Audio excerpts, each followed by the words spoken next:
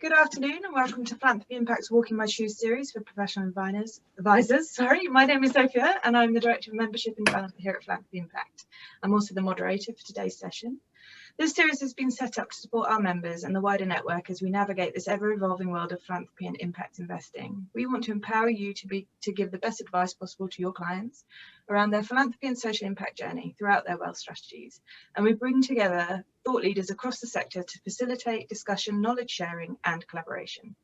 So for this session, we're exploring corporate philanthropy. With a slight change in the advertised panel, we welcome our CEO, John Pepin, who's kindly agreed to chair today's discussion. And joining John, we have Anthony Donatelli, Head of Philanthropy Services UK at UBS. Anthony's been with UBS for over 12 years across the various roles across the world, joining their UK Philanthropy Services team just over 5 years ago. We also have Paddy Walker, who's the Managing Director of J. Leon and Company. Paddy runs the Leon Group, now a fifth-generation multi-asset family office, and sits on Leon's Philanthropy Board, which manages the family's charity projects. Paddy is also co-chair of the London Committee of Human Rights Watch. And finally, we have Louise Downing, who's the founder of BizGive. Louise and Alex founded BizGive with a mission to use technology to reduce the cost of giving for companies and receiving for not-for-profits to drive maximum impact and business return. Thanks all so much for joining us today. As this is a quick 30-minute session, we ask that you use the chat function only for comments and questions. Please do introduce yourself. We really love to hear your thoughts on the subject. And I'm available in the chat if you need me. I will now pass over to John to make a start. Thank you, John. Thank you, Sophia. Please ask questions in the chat because it's really helpful to ask difficult questions of the panel. Thank you, Paddy, Anthony, and Louise for joining this. I really appreciate your being involved. I'd like to start off maybe with Paddy and ask a question about his family's journey to corporate giving. What was the passion behind it, the history? How are you using family expertise? And most recently, in the last couple of years, why did you and how did you professionalize what approach you're taking? And I've got half an hour for this, John. Hello. I run a fifth-generation family office up in Hampstead. I've been there 30 years. I know you can't believe that. So I'm an ex-banker and it's a single family office. Everything happened to us around this space, John, when we did two aggressive buybacks in the early noughties, bought back nearly more than 40% of the company and shrank the shareholder register from 140 to our current 13 shareholders. So for the first time, really able to sit the shareholders around a table, proper communication. What actually do you want? Do you want profits to be reinvested? Do you want them to be a larger dividend? Or do you want it to go to philanthropy? And it was that third point really that came from the table. So from that, we had a constitution and a sort of a rigorous framework about how we were going to do this. In terms of professionalizing it, so we mainly have private equity. We're 100 or so managers across our platform, always backing management teams. And so we were very interested to do that sort of advocacy piece, to do sort of dangerous, difficult, risky, perhaps we could take risks, throw lots of cash at the wall and see what stuck. And we used a third party. We didn't want to bring on board any sort of secretariat. There are 4 family members who sit on our philanthropy council making those decisions. We never accept any unsolicited investment approaches on the portfolio or charity. We don't want charities to come to us. So we sit below the, sort of below the eye line, if you like, and we use New Philanthropy Capital. So rather than do it in-house, we would, New Philanthropy Capital, which is a charity in its own right, a benchmarker. We have lots of benchmarkers doing everything on the portfolio side. So we thought it would be appropriate, and it really has been useful around what we do with charities. So they mentored us. We had 5 areas. which we particularly liked. I chair, as you said, Human Rights Watch.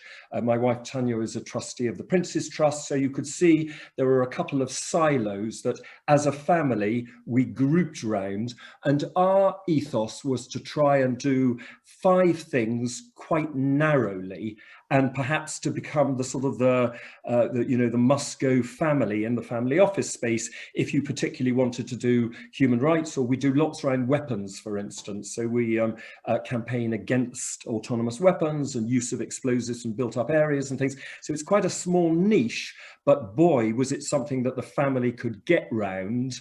And we could become the sort of the knowledge base for that. So we like data. We do use professionals. We always do unrestricted giving. So, we like those management teams. We back them because we think they are going to be the best. I'm sure they'll go down some wrong turnings or whatever, but we back them, always 3-year funding. So they've got some sort of idea what support and commitment they can expect from us. And last point on that, before I finish, is we never require any bespoke reporting. We'll go and see those charities. New Philanthropy Capital will help us with that. But we're just expecting usual. We don't want to be a burdensome supporter of these charities. How do you measure impact? That is a question that's always asked to us. So having said that we like data, we get the sense of the impact of these charities. So, how does one measure a program with Friends of the Earth when you are pushing against the use of residual waste or whatever? Very difficult to do. We just sort of tend to, so it's more of a smell test for us. And we will ask others who are sort of very experienced in the sector, and that's how we do it. We don't get particularly hung up about that impact because we do think it's very difficult to measure. We do lots around criminal justice system, very, very difficult to attribute in that sector. And I guess one more before I head off. You mentioned that there's 5 areas. You have a small family group, each one with their own personal priorities. Yeah. How do you handle the family dynamics and decision making? So we like each other. So actually our family office is two families. They are first cousins, but it is 2 different families. We've worked together for a long time. We took ages of time to put money in the ground, when we started this. So, really take that time and never do anything quickly. So if it smells all right, if you think, and then if you wait for the sort of 3 to 6 months, if it still looks all right, then we make that commitment. And also having that third party, New Philanthropy Capital in our case, at our meetings, all of our meetings, it not only do they provide continuity, but actually it's a sort of a nice mediation facilitation process. And on those 5 sectors, there are actually 5, not 4 members on the Philanthropy Council, because we've recently brought somebody in from the 5th generation. We're each champions of a particular piece. So actually my daughter Freya, who is an environmental weaver, she runs our environmental silo. Tanya runs our not in employment, educational training, second chance. I do the Human Rights Watch piece. So it's sort of, so each of us are a champion. We know that, there's no rush with this. We like each other, sensible decisions seem to be made. We've been doing it 8 years now. So very impressive. Anthony, before I ask you the primary question, in relation to what Paddy's saying, would you say he's an outlier in terms of the way corporate foundations operate? I wouldn't say an outlier. I think I guess the good news would be more and more people are taking what we would hope are taking a strategic view as to how they operate. And employing some of the methodology and thought processes that they are doing. Our job at UBS is to do exactly that. It's to work with similarly with families or individuals and help them think through their own philanthropy, the same way they think through their investments or their running their own businesses. So it's taking that same mindset over to one's philanthropy. And so hearing what Paddy said is really encouraging, I think. Excellent. So before we talk a bit about what UBS is doing around this, what do you see are some of the different forms of corporate philanthropy and some of the pros and cons of those? Yeah, I guess the term corporate philanthropy is even, it probably used to be, I don't know, CSR. It was the lingo, and now you have different terms being used more and more. I suppose depending on the definitions one is using, under this bucket fits your historical CSR functions, corporate foundations, corporate giving tied to those foundations, maybe payroll giving or employee engagement, so engagement with staff, including donations from staff. Potentially organizations offer pro bono support. All of these types of engagement deal with social impact and effectively giving back to the community. I think historically speaking, one might think of CSR, corporate philanthropy, and this is maybe quite a few years older now, but more of a marketing exercise, whereas today we see, whether it's in terms of investor demand, employee demand and retention of employees, the ability to stay relevant and have success commercially, all really leads to having a really robust and strategic corporate philanthropy strategy and having it be core to one's business. So I oftentimes try to draw the distinction. You can call it whatever you want, whether it's CSR, corporate philanthropy, and what have you, but really the distinction I would make is whether that is ancillary to the business or whether it's core to the business. So, is it a side department, or is it a department that has the CEO chairing it and engaged with it, right? And I think more and more we're seeing organizations hopefully go down a path where their corporate philanthropy is one and the same with the business that they are seeking to drive forward. Is there tension, though, between what the company's purpose is and what the foundation, which is a charity's purpose? Is there tension sometimes between the two ends?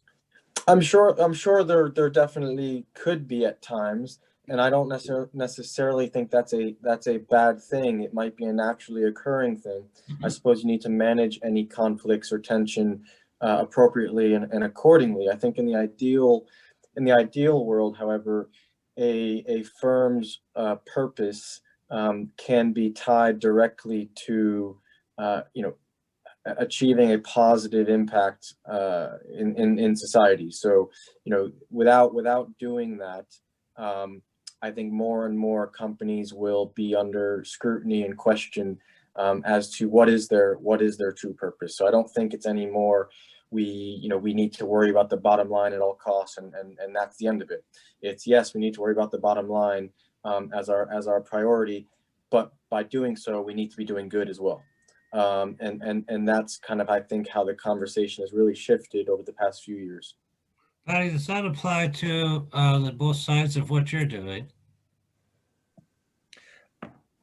So I'm worried about this sort of this impact piece, and I think I didn't give a very good answer about listening to Anthony there.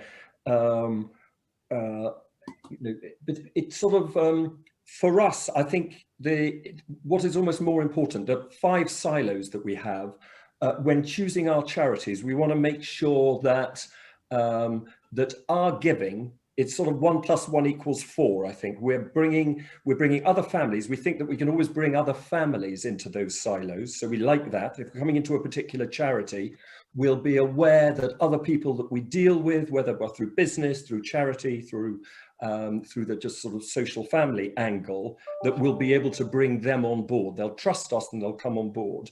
And also we're selfish givers in a way, because we are looking, some of what we do is we are looking really to engage that next generation. So we're a 5th generation, but actually, had you asked us in July, we were a 4th generation. So we just brought on somebody from the 5th generation, a 27-year-old from the 5th generation.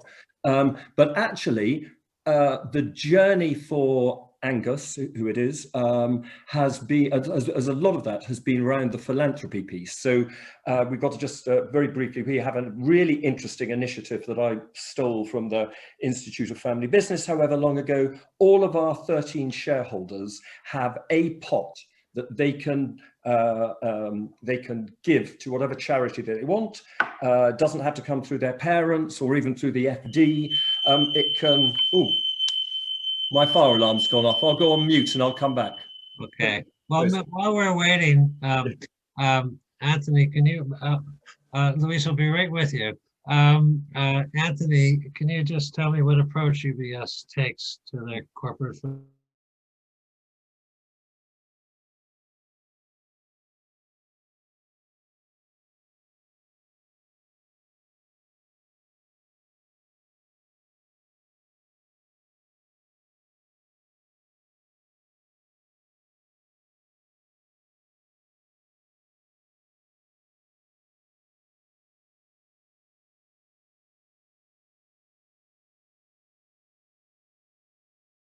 And UBS oftentimes co-funds alongside our clients with their philanthropy. So we've tried to align the corporate philanthropy as effectively a client service. So you do corporate philanthropy. So you have a foundation, you have a donor advice fund. Does the donor advice fund only work for clients of the bank? Yeah, so we have a foundation which is taking a view as to how to best deploy capital. And that's where I mentioned deep due diligence is done through a programs team. We have a programmatic strategy focused on health, education, child protection, and the environment. And then alongside that, we have a donor advised foundation, similar to any type of donor advised foundation, which is offered again as a client service. So anyone who is a client can have a donor advised account. They can then manage their giving as, when, and how they want, and can also partake in the due diligence done through the Optimus Foundation, which is the other entity. So the Donor Advised Foundation is really all around making it easy for one to engage with their giving and to structure their giving. And they can give to the charity down the street. They can give to, you know, large charities. They can give to Optimus. And if they want our house view on how to deploy capital, we do that through the Optimus entity. Okay, great, thank you. Louise, much of the giving, or some of the giving, is relatively inefficient and costly. So can you explain why you've established BizGiz and what your journey's been, and what you see the role of digital technology is that could help Anthony, Paddy, and other corporate foundations? Yeah, so starting with the first point, I guess, on how I got into founding BizGive. So I spent 7 years as a sustainability and climate change reporter, an analyst for Bloomberg and Bloomberg Energy Finance. And it was during that time that I noticed that there was a lot of amazing stuff coming out of corporates that was often not getting back to their consumers, their investors, their employees. So BizGive actually started life with a real focus on stakeholder engagement.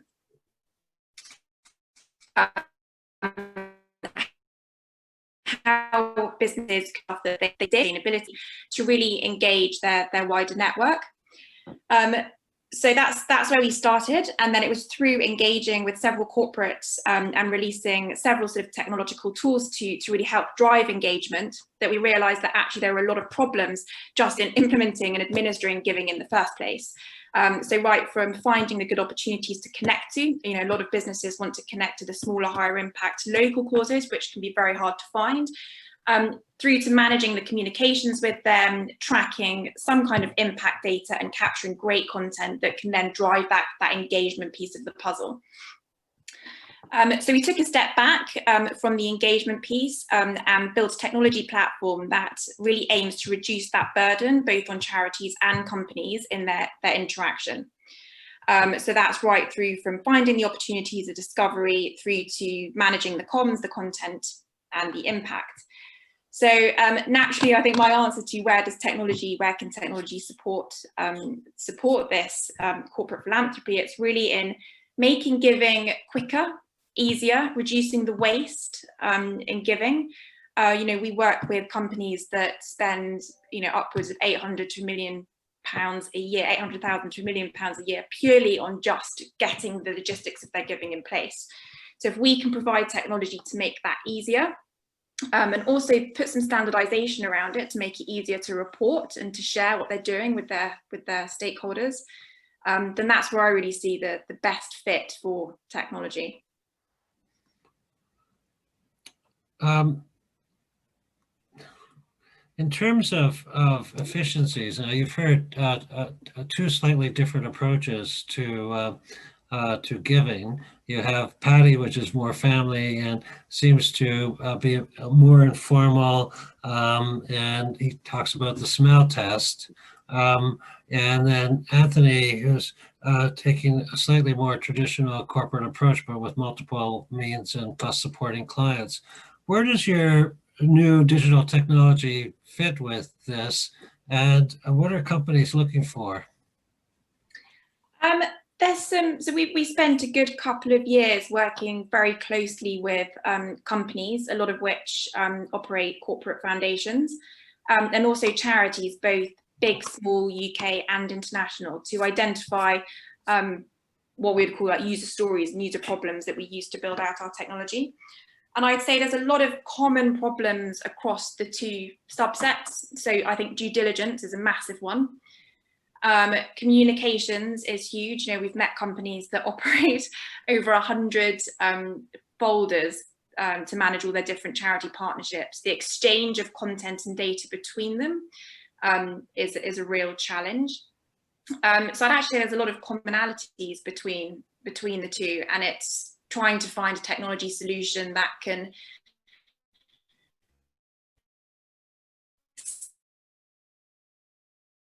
standardize some of the custom corporate foundations, of which there are sort of numerous custom requirements that they do need. It's interesting. There's a question. So I'm just looking over at the chat. If we're seeing increasing professionalization, how do charities engage with this more purposeful form of corporate philanthropy? Louise, do you want to start with that first, and then we'll move on? Yes, I think for us, we see a huge disconnect between what corporates want and what charities think they want. So charities seem to spend an awful lot of time servicing donors, but not necessarily providing the content or the case studies, the impact that the donor wants. So there tends to be almost this free reign. A corporate will come along, they'll make a connection to a charity, they'll have certain objectives, but then there'll be a malalignment in what happens after that. So I think to some degree there needs to be more structure in place between a corporate and a charity in how they manage their relationship. And I think that in itself can mean that certain objectives set by the corporate, whether they're agreed with the charity, can be fulfilled. So I think a lot of it comes down to structure and communications. It's your client is the corporation. Yes, yeah. So you meet the corporation's needs, not necessarily the charity's needs. So the corporation says we want to achieve X, Y, and Z, and you go out and find charities to achieve that. The charities come to the corporate. So we enable corporates to structure their giving in such a way that they receive relevant applications that they can then choose themselves and work with the charity to introduce programs or to customize the interaction. John, can I just push back on one of your words? I don't like the word informal there, because it sort of suggests sort of lack of rigor and whatever, which I don't think. So I would just say that, so rather like Anthony was saying, there was some, there were particular silos at UBS, and I think quite a few family offices have those silos. And so anything that falls out with that, actually, look, I'm not going to look at. I don't have the bandwidth to look at it. It's not what we advantage to be had setting your course early, which Anthony seems to, obviously UBS has done with those 5 silos, us too, and we become experts in that. So it may be a smell test, but it is a smell test from, it's from quite a high level of knowledge. I think, so we will set sort of high level expectations, because we take so long. We will never do a charity, but within 6 months of seeing them. So having seen that charity and then decided after time to do that charity, to support it, we will then set high level expectations, which I think are the same as Louise's milestones. So we'll have that, and we will of course benchmark and measure them to that. Although we try to be, as I said before, we are trying to be, not have that bespoke reporting, but actually we are all over them. Okay, thank you for that clarification. That makes a lot of sense. We've only got about 4 minutes left, so who would like to answer this in 30 seconds? There's a growing trend amongst a number of trusts and foundations about trying to address the issue of the power imbalance between the grantor and the grantee. Is that something that you're seeing? Is that something that you think is appropriate or necessary? Anthony? I suppose we do see it in terms of, I think it was touched on briefly before by Paddy, just in terms of unrestricted giving. I mean, at the end of the day, we want to get capital out the door to ideally evidence-based interventions that are, achieving outcomes and can hopefully do it at scale. And so we want to collaborate with people, we want to work with partners. And so there always needs to be a balance between, we've seen it with, I guess, the COVID response, in that, there's been organizations that really need capital to do the work that they're doing. And the more restriction that is placed on these organizations, the harder it can be for them to operate in these environments. So at the same time, the grantee is going to want to have confidence that, when they are giving unrestricted to a certain party, that they do have the belief and confidence that, that organization will achieve those outcomes as they want them to. So I think it is certainly a bit of a balance, but transparency and communication is key. And then, I think trust builds over time and can help with those relationships. Great, thank you. 30 minutes. Did you want to say something, Paddy? I was just going to say, we start, I agree with what Anthony says, we probably start the other way. We start with trust, and then we will be unimpressed if that trust is then eroded for a particular reason, rather than the other way around. Yep. Okay, thank you. The 30 minutes goes extremely quickly. We've gone 28 minutes. I'd like to end this discussion by asking each one of you to tell me what kind of society we should be building, especially as we go back into and eventually come out of COVID-19. What do you see the future should be like that we should work towards? Anthony, would you like to start? Yeah, I guess very quickly, maybe something we talk about a lot is we would like to see a world where there's more money going more quickly to the sharper end of impact, right? I think impact is a nebulous definition sometimes, and we'd like to see more money going to the sharper end of that to meaningfully contribute to the SDGs. Okay, thank you. Louise, what would you like? I would like for every business to give back to the communities and the people that it serves, and in so doing, tell those stories and share them, because it's great stuff for building awareness. Gosh, that was really precise. Excellent. Thank you. You have more time if you want to add something else. I'll come back to you. And Paddy. No, I'm not going to add anything to those two. I like Louise's. I think that's a good place to leave it. Okay, terrific. Thank you very much for doing this. I wish we had another 30 minutes, so potentially maybe we'll do it again. Anyway, thank you very much for helping to make this such a success. Yeah, thank you all. Just to echo John, that was really great. And thank you, John, for making sure it went smoothly, and also to the audience for engaging in the conversation and asking questions. We really do want more of that, so thank you very much. Next week, we have the last in the series for this year of the Philanthropy programme, our joint initiative with STEP. It's on Wednesday, the 21st of October, looking at impact investing trends resulting from the pandemic and its effects. hopefully you can join us there. If not, join us next week on our next Walk in My Shoes. Thanks everybody. Have a great week and see you next week. Bye. Yeah.